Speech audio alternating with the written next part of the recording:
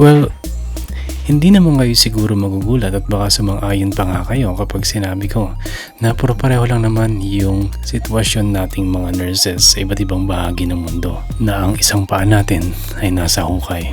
Pero kung gusto mong malaman particularly kung ano yung mga sitwasyon na kinalalagyan o kinatatayuan ng mga Filipino nurses dito sa UK, just keep on watching up to the end of this video. But before that, consider subscribing and hitting the bell button so you will always be updated pag meron kaming mga bagong content dito sa channel.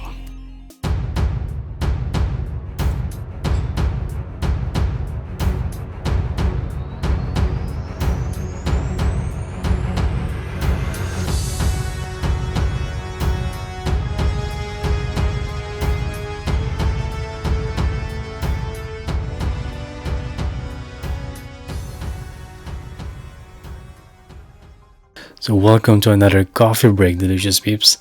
And in this video, we're gonna be talking about different situations or iba't ibang kalagayan ng mga Filipino nurses dito sa UK.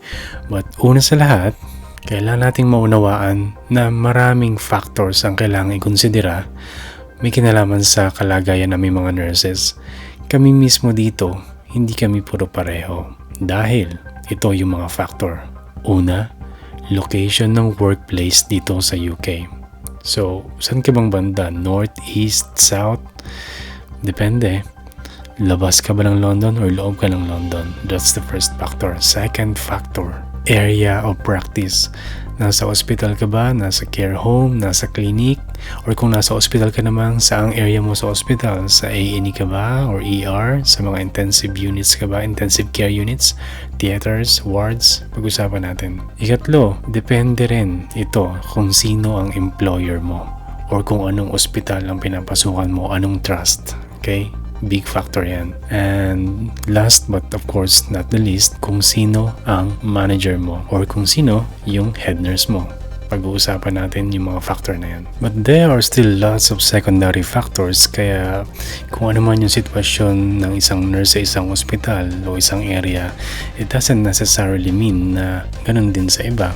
Maaaring mas maayos or mas maganda sa iba o sadly, baka mas malala. By the way, itong ibabahagi kong personal insight sa inyo ay mula lang sa sarili kong obserbasyon, mula sa mga nursing groups that I'm affiliated with at sa mga kaibigan ko sa iba't ibang bahagi ng UK. So essentially, ang sentro ng COVID outbreak dito sa UK ay London. So mas maraming COVID positive patients sa London kaysa sa ibang bahagi o sa ibang lugar sa UK. So far, it could change at any point. Ang management na ginagawa ng UK Health Department is magtayo or magtalaga ng particular na mga facilities or hospitals na silang mag-handle or magtitreat ng COVID positive patients. Pero halos lahat ng hospital dito sa UK ay may ilan-ilan number of COVID positive patients that they are treating or they look after. So the point is, if you are working in London, the probability of you handling a COVID positive patient is really high.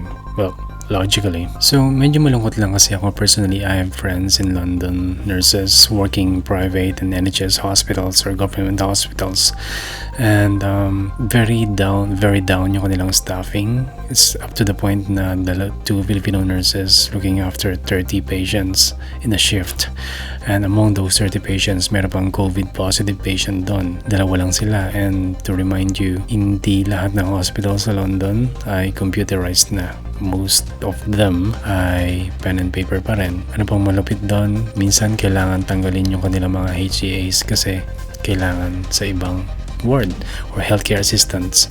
So it's just literally two of them in a shift looking after 30 patients. May COVID positive, so labas-pasok ka dun sa pasyente. Naka-side room, may sariling kwarto, pero labas-pasok ka. Ang protection mo lang, apron, gloves, mask. So another story from another friend na meron siyang colleague sa London na nag-develop yung colleague niya ng signs and symptoms that could possibly from COVID, and kagaya ng dry cough, fever, body weakness or body pains as well kasi nga parang flu, di ba? And also having difficulty breathing. So ang payo lang dun ngayon sa staff na yon ay to stay at home. to self-isolate and pinag-take ng gamot. Yung nasabihin ko anong gamot. At yung gamot na yun, kung sa Pilipinas medyo malakas siya, pero dito ordinaryo na lang na binibigay yun. No? Pero hindi maiwasang isipin ng ilan na ang dahilan kung bakit ganun lang yung payo dun sa staff is dahil sa kanyang lahi, kulay ng kanyang balat. Hindi siya Pilipino at hindi ko nasasabihin kung anong kulay ng kanyang balat, pero hindi mo maiwasan na bakit ganun, di ba? Ba't hindi i-admit? Bakit hindi i-test, hindi i-swab? Yung testing na yan ay isa din sa problema dito sa ngayon, sa bansang to. Pag-usapan naman natin ngayon yung factor na may kinalaman sa area of practice. So, unahin natin yung hospitals. Siyempre, ang A&E or tinatawag nating ER, emergency room sa Pilipinas, tinatawag namin A&E dito or accident and emergency. So, lahat ng staff doon, of course, medyo mas mabigat yung workload nila ngayon kasi bukod sa karaniwang mga sakit, marami din yung dumadating na may mga sintomas could be related to COVID. So, but lahat ng pasyente tinitreat as COVID.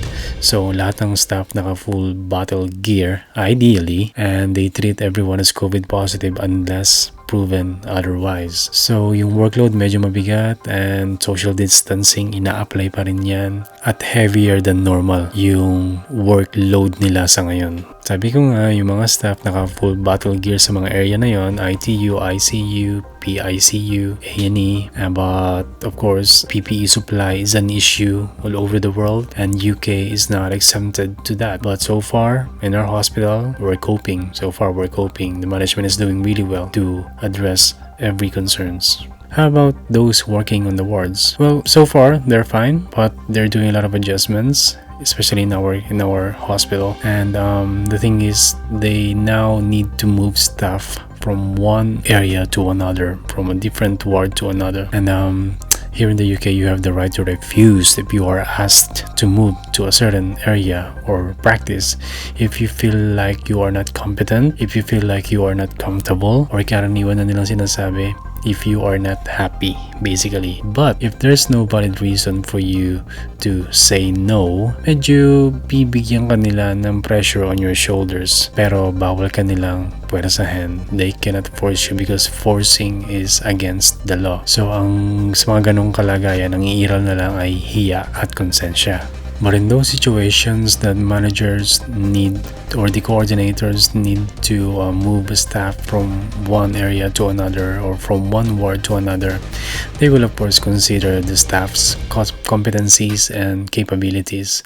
They will not just move you for the sake of number, but of course they would want to look at your abilities and competencies because they still want to be safe. They still want you to be safe as well, not just the patients. Well, how about us working in theaters or operating areas? Well, since the health department of this country mandated cancellation of all electives and urgent cases, we are now currently doing only emergency cases. So in general, nabawasan yung number of cases na ginagawa namin sa araw-araw at ilang theaters na lang rin yung ginagamit namin. And PPE wise, I think theaters is one of the areas which is provided with good number of PPE supplies, and so far we're not having any issues. But as I said, different hospitals, different areas of the country, ibang sitwasyon din. And in this regard, I can only speak for my own hospital, and so far I think we're doing well and we are well guided with the protocols on how to use them properly, and those protocols are aligned with the national guideline. But what about those working outside the hospitals? How about the clinics and nursing homes? Well, nursing homes, they said wala masyadong pumapasok. It's a good place actually dahil hindi nadadagdagan yung mga residente nila. Residente tawag nila sa mga pasyente. Hindi nadadagdagan at bawal din bumisita yung mga pamilya. So medyo mas maganda yung environment nila, sabihin na natin ngayon, sa kanilang workplace. Kasi nga yung mga pasyente doon ay at risk. Hindi sila pwede basta pasyalan ng yung mga taong galing sa labas na pwede magdala ng sakit sa kanila. At since walang masyadong dinidischarge from geriatric department of the hospitals, wala din dumadating o dumadagdag na pasyente sa mga nursing homes. Meron man siguro, pailan-ilan lang, but in general, mas magaan daw ngayon kumpara sa karaniwang araw before yung COVID. Well, as for clinics like, let's say, dental clinics, birthing clinics, trauma clinics, dialysis clinics. Well, because of the lockdown in general, the number of patients went down and it actually dropped. So what those clinics are doing is kung hindi sila makapagsarado ng tuluyan, iniiklian na lang nila yung operating or operation hours nila. But of course, it doesn't apply to all clinics, especially with those ones whose services are life-sustaining, kagaya ng dialysis clinics. Well, dialysis patients need to have their dialysis session regularly, no matter what. They should have it regularly every week. So, medyo may problema tayong nakikita dito sa mga dialysis clinics. Bakit? Yung staffing nila medyo limited. Kasi ang mga dialysis-trained personnel, nurses, technicians, they have acquired the skills working in that area in a long period of time. Skills na hindi mo basta-bastang maituturo sa ibang tao in a matter of 2 to 3 days. It will require a number of weeks para maging competent enough ang isang staff to work in that area. So if their staffing goes down, if they go down in number, hindi sila basta-basta makakahugot ng staffing ng staff sa ibang area, let's say from the hospital. Kasi hindi lahat yon clinically trained to work in dialysis. Only probably a number of people na trained and experienced that is only working in different area, like let's say renal ward. So sa mga ganun may mahuhugot sila, pero pag wala, mahirap. Lalo na yung mga dialysis clinics na privately operated and privately owned. So I think ang sitwasyon nila, kung hindi ko nagkakamali, base lang din to sa kakilala ko, na pag na-down sila, kailangan pa nila humugot mula sa iba pang clinic na nasa malayong lugar. At I think hindi din kasing laki ng NHS yung backing nila, yung support nila when it comes to finances, supplies, and everything. So parang medyo mas mahirap yung kalagayan ng mga nasa dialysis clinics sa private companies, sadly. Move na tayo sa third factor na makakaapekto ng kalagayan mo dito sa UK. At ito, yung employer mo or yung trust where you work in. Ang bawat hospital dito sa UK, kahit privately owned or government owned or NHS, may kanya-kanyang body of leader yan, or sabihin na natin administrative group or sariling management. Like say your president, vice president, and so on. So base sa observation ko, may mga trust or hospital na magaling yung management nila kumpara doon sa ibang hospital or ibang trust. May mga management na proactive, may mga improvident, may mga reactive, baka meron ding inactive, pero wala naman sigurong ganun, no? But seriously, pag proactive yung management mo or kahit minsan nagiging reactive lang sila, okay na rin eh. Maganda yung nagiging resulta nun sa buong hospital, sa buong institusyon. Nagra-radiate yung magandang resulta na yon sa staff, sa pasyente, sa lahat ng workers sa hospital na yon. Kapag pinag-iisipan nilang maigi yung sitwasyon, nagkakaroon ng anticipation so ano yung pwedeng mangyari o ano yung pwedeng dumating. Kasi ganun, napaghahandaan. Sa trust or hospital namin, ina-update nila kami at least 3 times a day, minsan 4 or 5. Ina-update nila kami kung ano yung mga nagawa na nila, ano yung kasalukuyang ginagawa nila, at ano yung mga balak nilang gawin or plano nilang gawin. Mga pagbabago sa sistema, maski yung pagbabago sa operating hours ng mga shops and stores within the hospital premises, ina-update nila kami para alam namin, makapag-prepare kami sa mga pangailangan namin. Pero may kinalaman sa management, itong susunod at huling factor na pag-uusapan natin ay importante din. Ang factor na ito ay ang iyong nurse manager or yung head nurse mo. Well, pag sinabing nurse manager dito sa UK, yun yung tinuturing nating head nurse. At ang bawat ward or departamento ay maaaring may isa o higit pang head nurse or manager. For example, in a ward with 20 bed capacity, may isang manager. Or 30 bed capacity ward, may isang manager. Sa ICU, A&E, ITU, PICU, theaters, merong higit sa isa. Minsan hanggang 6 pa sa mga big areas kagaya sa amin sa main theaters. So ang gusto kong sabihin ay nakadepende sa manager mo kung ano yung magiging kalagayan mo sa mga ganitong sitwasyon. Kung gaano ka magiging ligtas. If okay ka dun sa factor number 3, yung employer mo o yung management nyo, ayos tayo dun. Pero kapag yung manager mo ay hindi nakasakay sa parehong barko kung saan nakasakay yung management nyo, baka malunod kayo. Nagigets mo ba ako dun? May mga manager na iba yung interpretasyon sa new rules. May mga manager na masyadong maluwag or masyadong mabait. May mga manager na mahina sa pagmamanage ng staffing. May managers na hindi alam i-implement o hindi alam kung paano implement yung new rules and guidelines. Ang masama pa, baka yung manager ni hindi man lang updated sa bagong rules o guidelines. Kagaya nung isa sa mga kaibigan ko nagtatrabaho sa London, hindi alam ng manager, pati ata yung matron no, na pag merong isang membro ng household na nagpapakita ng sintomas, kailangan yung lahat ng ibang tao sa bahay na yon ay magpahinga or mag-self-isolate for 14 days. So, kailangan pa magpasa ng isolation note nung kaibigan ko mula sa OH dahil nga sa kondisyon nila sa kanilang flat or sa bahay nila. Medyo hindi ka panipaniwala yung dahilan nung isa sa mga matron na sinabi hindi naman daw sila pareho ng hinihigaan. Hindi mo alam kung